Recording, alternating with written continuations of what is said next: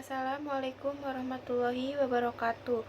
Perkenalkan, nama saya Amelia Mustika dari kelas manajemen 19G dengan NIM 1408. Saya dari kelompok 5 ingin menjelaskan bab 9 tentang menciptakan ekuitas merek. Apa itu ekuitas merek? Ekuitas merek adalah nilai yang dibawa oleh merek ke perusahaan. Ekuitas merek mengacu pada emosi dan pengalaman yang muncul dalam pikiran konsumen saat melihat suatu merek. Hubungan antara merek dan konsumen yang kuat akan menciptakan ekuitas brand yang sangat tinggi. Pentingnya merek. Inti merek yang berhasil adalah produk atau jasa yang hebat, didukung oleh perencanaan yang seksama, sejumlah komitmen jangka panjang, dan perencanaan yang dirancang dan dijalankan secara kreatif.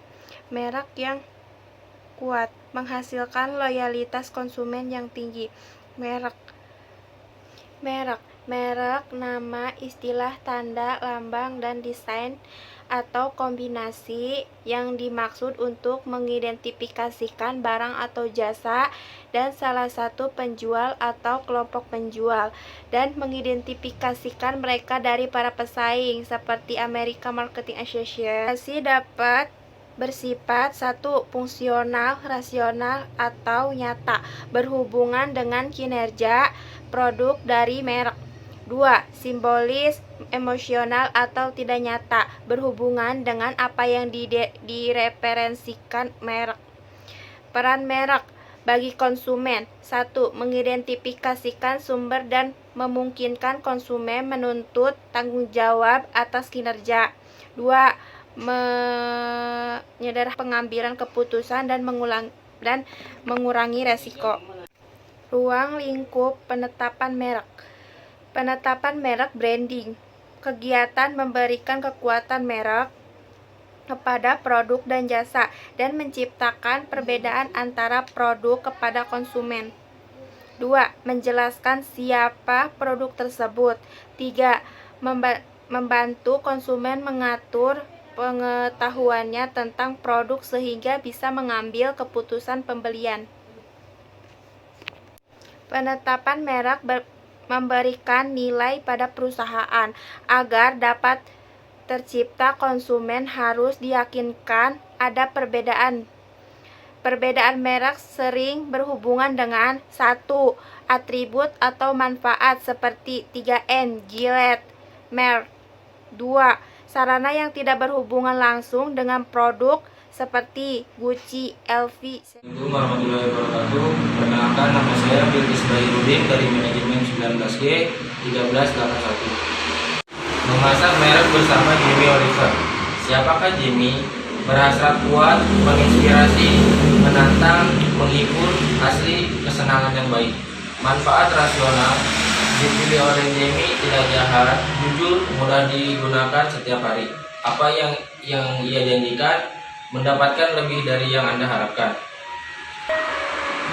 Apa yang penting baginya, yaitu kreativitas, aksesibilitas, kualitas, logis, rinci, cinta yang besar. Visinya, terbitlah. Misinya, makanan yang lebih baik untuk semua orang. Mendefinisikan ekuitas merek. Ekuitas merek atau brand equity adalah nilai tambah yang diberikan pada produk dan jasa. Ekuitas merek dapat tercermin dalam cara konsumen berpikir, merasa, dan bertindak dalam hubungannya dengan merek, dan juga harga pangsa pasar dan profitabilitas yang diberikan merek bagi perusahaan. Ekuitas merek berbasis pelanggan. Pengaruh diferensial yang dimiliki pengetahuan mereka atas respon konsumen terhadap pemasaran merek tersebut. Pengetahuan merek, sumber pikiran, perasaan, citra, pengalaman, keyakinan, dan nilai-nilainya yang berhubungan dengan merek. Tantangan membangun ekuitas merek, yaitu memastikan konsumen memiliki jenis pengalaman yang tepat untuk menciptakan pengetahuan merek. Perkenalkan, nama saya Rohimah, NIM saya 1376, saya dari kelas MN 19G. Model ekuitas merek dan model resonansi merek. Tahap perkembangan merek terbagi menjadi 4 bagian. Yang pertama yaitu identitas. Tahap pertama yang paling penting setelah menciptakan suatu produk yaitu tahap pengenalan. Tahap ini biasanya sering dikenal sebagai product launching dan fungsinya yaitu untuk mengumumkan dan mengenalkan produk baru kepada masyarakat. Yang kedua yaitu arti. Yang ketiga yaitu respon. Yang dimaksud dengan respon di sini yaitu pendapat customer terhadap produk yang akan kita pasarkan. Yang keempat yaitu hubungan. Mungkin maksud hubungan di sini yaitu hubungan antara penjual dengan pembeli atau customer. Lalu penetapan merek pada setiap tahap. Yang pertama, kesadaran merek yang dalam dan luas.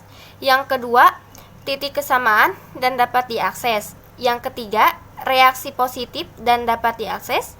Yang keempat, moralitas yang instan dan aktif. Kemudian ada 3 penggerak utama ekuitas merek. Yang pertama yaitu pilihan awal untuk elemen atau identitas merek yang membentuk nama, seperti nama merek, logo atau lambang, slogan, karakter, dan lain-lain. Yang kedua, produk atau jasa, serta semua kegiatan pemasaran. Yang ketiga, asosiasi lain yang diberikan secara tidak langsung dengan menghubungkan merek tersebut dengan beberapa entitas lain. Contoh ekuitas merek yaitu Nike, Speedy, Kuku Bima Energi, dan masih banyak lagi. Apa itu elemen merek? Elemen merek yaitu alat pemberi nama dagang yang mengidentifikasikan dan mendiferensiasikan merek, seperti logo atau lambang, karakter, slogan, dan lain-lain. Kriteria elemen merek terbagi menjadi 6 pilihan. Yang pertama dapat diingat, yang kedua berarti, yang ketiga dapat disukai, yang keempat dapat ditransfer, yang kelima dapat disesuaikan, dan yang terakhir, yang keenam itu dapat dilindungi. Merancang pemasaran holistis, pelanggan mengenal merek dengan menggunakan kontak merek. Ada 3 tema baru pemasaran holistik, yaitu yang pertama personalisasi, yang kedua integrasi, dan yang terakhir, yang ketiga yaitu internalisasi. Assalamualaikum warahmatullahi wabarakatuh. Perkenalkan, nama saya Sinta Laudatul Maidah. Saya dari kelompok 5, NIM saya 1385. Saya dari kelas MN19G. Di sini saya akan menyebutkan beberapa materi dari bab 9, yaitu tentang menciptakan ekuitas merek. Baik, yang pertama ada mengangkat asosiasi sekunder. Di sini ada merek. Dibagi menjadi 4, merek lain, tempat, barang, dan orang.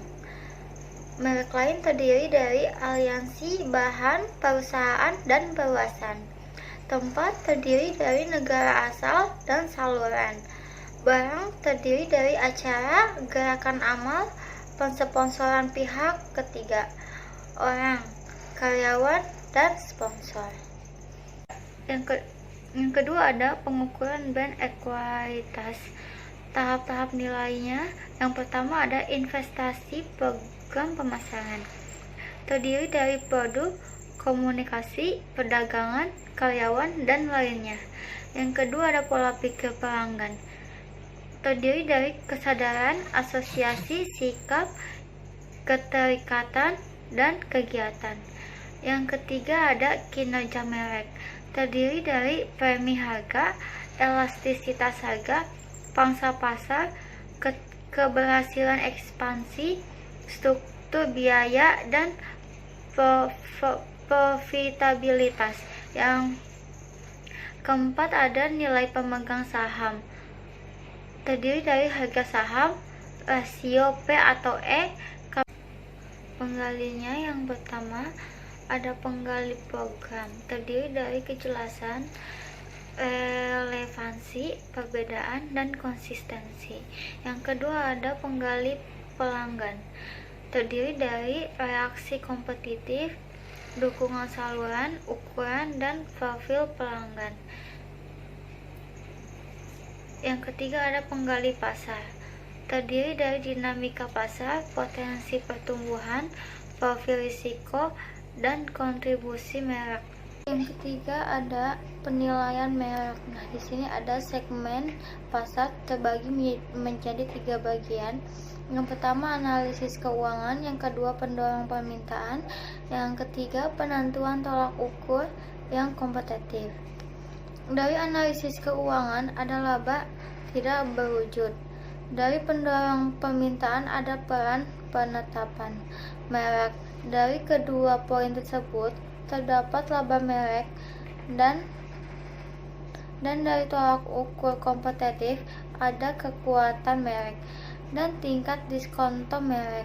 Nah, nilai merek, nilai sekarang bersih dari laba masa depan. Yang keempat ada pengelolaan ekualitas merek. Pengelolaan merek yang efektif merupakan tindakan jangka panjang. Di sini ada penguat merek, contohnya Pepsodent, Coca-Cola, Heinz. Produk manfaat dan pemenuhan kebutuhan. Bagaimana merek membuat produk lebih unggul. Di sini juga ada revitalisasi merek. Contohnya Harley Davidson, Monto, dan Cadillac. Perubahan positioning karena preferensi konsumen, pesaing dan teknologi baru dan perkembangan lain. Yang kelima ada strategi penetapan merek. Yang pertama ada mengembangkan elemen merek baru untuk produk baru. Yang kedua, menerapkan beberapa elemen merek yang sudah ada. Yang ketiga, menggunakan kombinasi elemen merek baru dan yang sudah ada. Assalamualaikum warahmatullahi wabarakatuh. Nama saya Sita Sania dari kelas manajemen 19G dengan NIM 1374. Saya akan melanjutkan presentasi dari teman saya dan saya akan menjelaskan tentang keputusan penetapan merek. Ada 4 strategi umum penetapan merek. Yang pertama, nama individual. Kelebihan utama dari strategi ini, perusahaan tidak menghubungkan reputasinya dengan produk. Jika produk gagal atau kualitas rendah, citra perusahaan tidak akan terganggu. Yang kedua, nama keluarga selimut.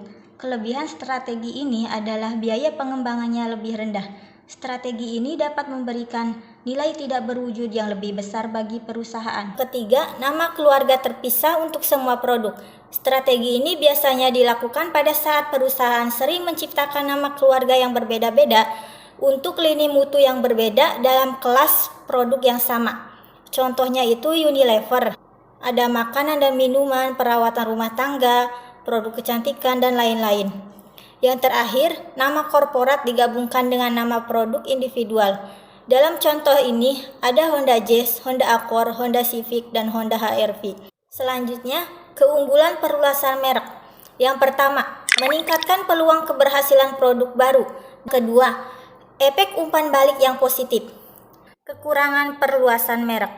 Yang pertama, dilusi merek. Hal ini terjadi apabila perluasan merek yang tidak tepat dapat membuat konsumen kurang memikirkan merek. Kedua, kanibalisasi merek induk.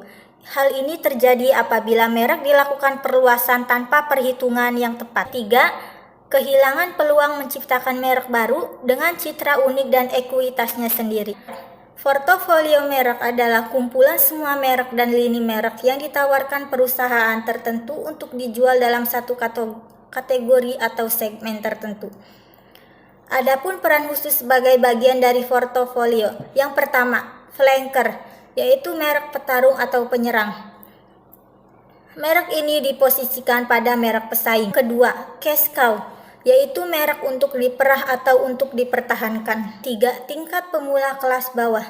Peran merek ini relatif murah dalam portofolio, seringkali untuk menarik pelanggan ke waralaba merek. Ekuitas pelanggan adalah jumlah nilai-nilai seumur hidup dari seluruh pelanggan untuk suatu merek, merupakan tujuan dari CRM untuk menghasilkan ekuitas pelanggan yang tinggi. Juga dipengaruhi oleh yang pertama, akuisisi pelanggan. Akuisisi pelanggan itu upaya dalam menarik pelanggan untuk yang pertama kalinya dalam bisnis Anda. Yang kedua, retensi. Retensi adalah pemeliharaan hubungan bisnis yang berkelanjutan dengan pelanggan dalam jangka panjang. Tiga, penjualan silang. Dan yang terakhir, persamaan dengan ekuitas merek, loyalitas dan penciptaan nilai. Dan perbedaan dengan ekuitas merek, ekuitas pelanggan berfokus pada nilai finansial. Demikian akhir presentasi saya, semoga bermanfaat untuk kita semua. Terima kasih atas perhatiannya, kurang lebihnya mohon maaf. Wassalamualaikum warahmatullahi wabarakatuh.